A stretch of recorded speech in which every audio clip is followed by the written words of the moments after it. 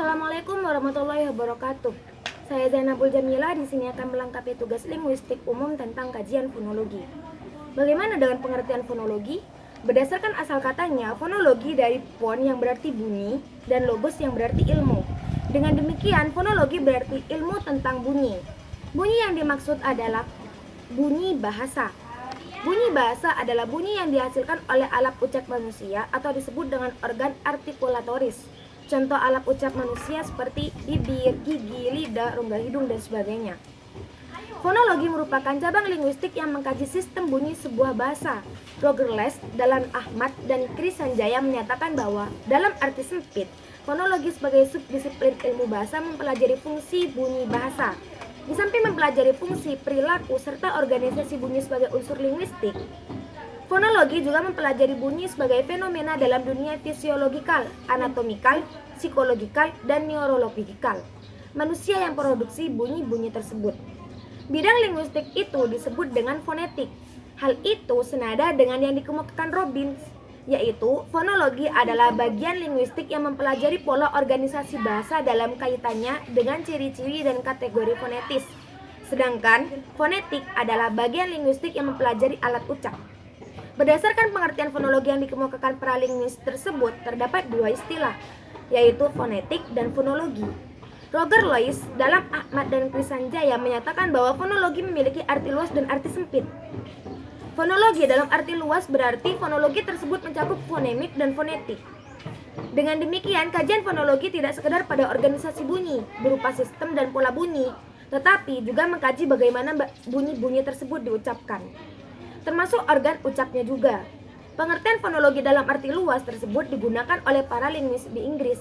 Sebaliknya, fonologi dalam arti sempit berarti hanya mencakup fonemik, yaitu hanya mengkaji pada organisasi bunyi berupa sistem dan pola bunyi fonem, serta fungsi bunyi tersebut sebagai pembeda makna.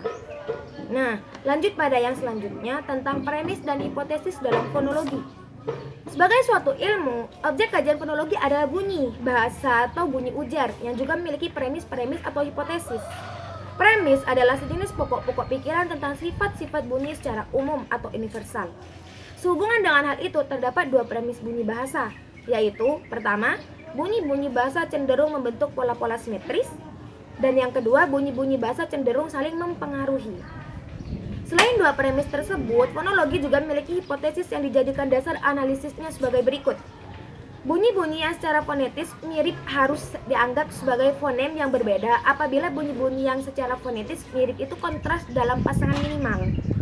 Yang kedua, bunyi-bunyi yang secara fonetis mirip harus digolongkan dalam dua fonem yang sama apabila terdapat dalam lingkungan yang komplementer. Berdasarkan objek kajiannya, yaitu bunyi, bahasa, serta tujuan kajian, fonologi juga dapat dibedakan menjadi fonologi teoritis dan fonologi terapan atau praktis. Apa itu fonologi teoritis dan fonologi terapan praktis? Nah, sekarang kita bahas. Yang pertama, yaitu fonologi teoritis. Fonologi teoritis berarti fonologi yang bertujuan untuk mengkaji bunyi-bunyi bahasa guna kepentingan teoritis. Contoh bidang tersebut adalah fonetik dan fonemik. Bagi seorang ahli fonetik, tujuan studinya adalah untuk menemukan kebenaran umum dan memformulasikan hukum-hukum tentang bunyi-bunyi dan pengujarannya dan pengenalan produksi bunyi-bunyi ujar dalam tersebut.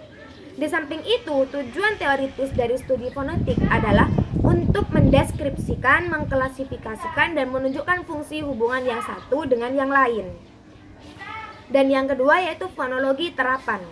Fonologi terapan atau fonologi praktis berarti fonologi yang bertujuan untuk mengkaji bunyi-bunyi bahasa atau hubungan dengan faktor-faktor luar bahasa guna pemecahan masalah fonologis praktis yang ada di masyarakat.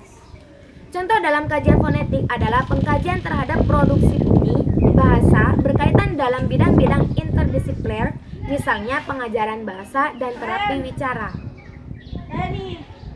Setelah mempelajari fonologi juga premis yang terdapat dalam fonologi, bagaimana kedudukan fonologi dalam linguistik?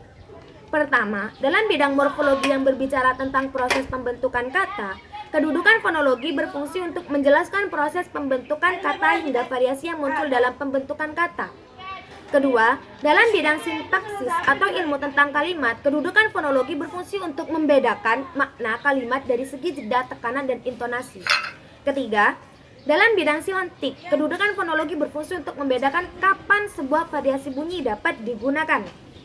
Keempat, dalam bidang leksikografi atau penyusunan kamus, kedudukan fonologi berfungsi sebagai cara-cara pengucapan atau pengujaran yang khas suatu kata dari variasi pengucapannya yang dideskripsikan melalui transkripsi fonetis.